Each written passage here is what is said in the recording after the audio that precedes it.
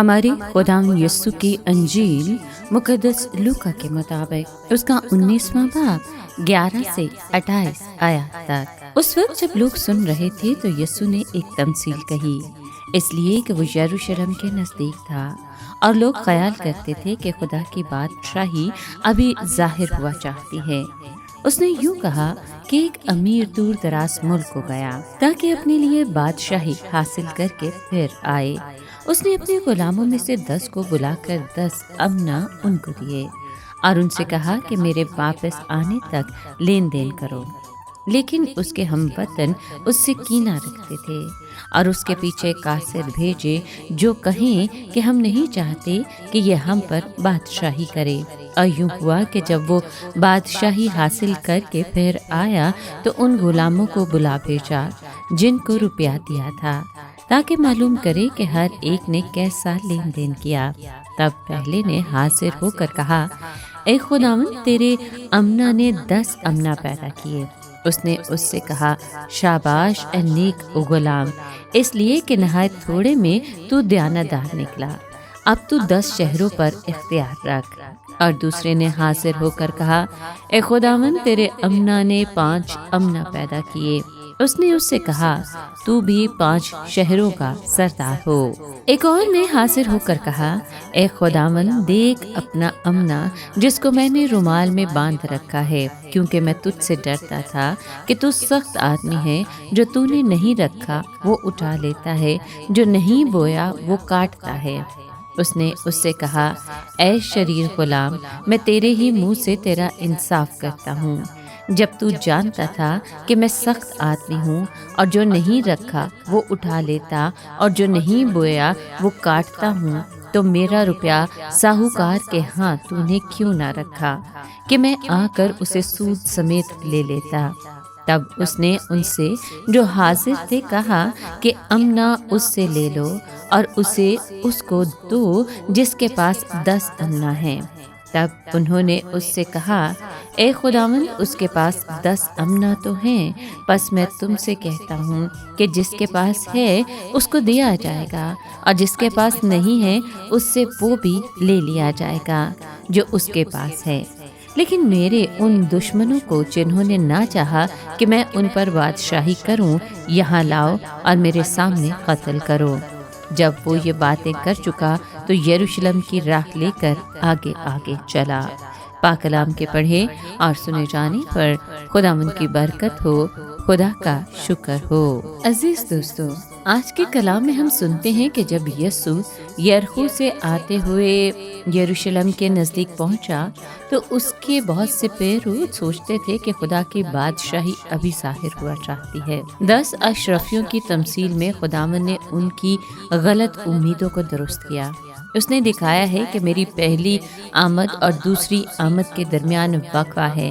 اس وقفے کے دوران میرے شاگردوں کو مشغول اور مصروف رہ کر میرا کام کرنا ہوگا۔ اس تمثیل میں ایک امیر خداوند یسوع خود ہے۔ وہ آسمان پر چلا گیا تاکہ وقت پورا ہونے پر پھر آئے اور زمین پر اپنی بادشاہی قائم کرے۔ 10 نوکر اس کے شاگردوں کی مثال ہیں۔ اس نے سب کو ایک ایک اشرفی دے کر کہا کہ میرے واپس آنے تک لین دین کرنا۔ بے شک خداوند کے خادموں کی لیاقت اور صلاحیتوں میں فرق ہوتا ہے، مگر کچھ باتیں ضرور مشترک ہوتی ہیں، یعنی انجیل کی خوشخبری میں دوسروں کو شریک کرنے کا استحقاق، مسیح کو دنیا کے سامنے پیش کرنے کا اعزاز اور دعا مانگنے کی توفیق۔ بلا شبہ اشرفی ایسی ہی باتوں کی نمائندگی کرتی ہے۔ شہر کے آدمی یہودی قوم ہیں۔ انہوں نے نہ صرف خداوند کو رد کیا بلکہ اس کے جانے کے بعد الچیوں کی زبانی کہلوا بھیجا کہ ہم نہیں چاہتے کہ یہ ہم پر بادشاہی کرے۔ پہلے نوکر نے اپنی اشرفی سے 10 اشرفیاں پیدا کر لیں۔ اس کو شعور تھا کہ یہ روپیہ میرا نہیں، وہ کہتا ہے کہ تیری اشرفی۔ چنانچہ اس نے اس اشرفی کو اپنے مالک کے بہترین مفاد میں استعمال کیا تھا۔ مالک نے یہ کہہ کر اس کی تعریف کی کہ تو نہایت تھوڑے میں دیانتدار نکلا۔ یہ الفاظ ہمیں یاد دلاتے ہیں کہ اپنی پوری کوشش کرنے کے بعد بھی ہم نکمے نوکر ہیں۔ اس نوکر کو اجر میں 10 شہروں پر اختیار ملا۔ ایسا معلوم ہوتا ہے کہ دیانتدارانہ خدمت کے اجر کا تعلق مسیح کی بادشاہی میں حاکمانہ اختیار کے ساتھ ہے۔ ایک شاگرد کو کتنا اختیار ملتا ہے؟ اس کا انحصار اس بات پر ہے کہ وہ کس قدر جان نثار تھا اور کتنی محنت سے کام کرتا تھا۔ دوسرے نوکر نے ایک اشرفی سے 5 اشرفیاں کمائیں، اس کو اجر میں 5 شہروں کا حاکم بنایا گیا۔ تیسرے نوکر کے پاس سوائے عذر اور بہانوں کے کچھ نہ تھا۔ اس نے اشرفی کو بڑی احتیاط سے رومال میں باندھ رکھا تھا اور اس سے کچھ نہیں کمایا تھا۔ ایک لحاظ سے وہ مالک ہی کو مورد الالزام ٹھہرا رہا تھا۔ اس نے مالک کو سخت آدمی قرار دیا جو بغیر خرچ کیے آمدنی کی توقع رکھتا ہے، لیکن اس کی اپنی بات نے اسے مجرم ٹھہرایا۔ اگر اس کا خیال تھا کہ مالک ایسا آدمی ہے تو کم سے کم اتنا تو کرتا کہ اس کا روپیہ ساہوکار کے پاس رکھوا دیتا تاکہ سود ہی کما لیتا۔ اب مالک نے تیسرے نوکر کے خلاف یہ فیصلہ دیا کہ وہ اشرفی اس سے لے لو اور 10 اشرفی والے کو دے دو۔ اگر ہم اپنے موقع کو خداوند کے لیے استعمال نہیں کرتے تو ہم سے لے لیے جائیں گے۔ اس کے برعکس اگر نہایت تھوڑے میں دیانتدار ہوں تو خدا دھیان رکھے گا کہ ہمیں ذرائع اور مواقع کی کبھی کمی نہ ہو تاکہ ہم اس کی اور زیادہ خدمت کر سکیں۔ شاید بعض لوگوں کو یہ بے انصافی معلوم ہو کہ وہ ایک اشرفی بھی اس کو دے دی گئی جس کے پاس پہلے ہی 10 اشرفیاں تھیں، مگر روحانی زندگی کا یہ مسلمہ اصول ہے کہ جو لوگ خداوند سے دلی محبت رکھتے اور سچے جذبے کے ساتھ اس کی خدمت کرتے ہیں ان کو وسیع تر مواقع عطا کیے جاتے ہیں۔ جو شخص مواقع کو مفید طور پر استعمال نہیں کرتا وہ سب کے لیے نقصان کا باعث ہوتا ہے۔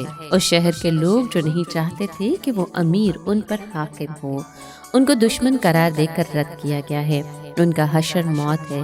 یہ اس قوم کے بارے میں کیسی افسوسناک پیشن گوئی ہے جس نے مسیح موت کو رد کر دیا۔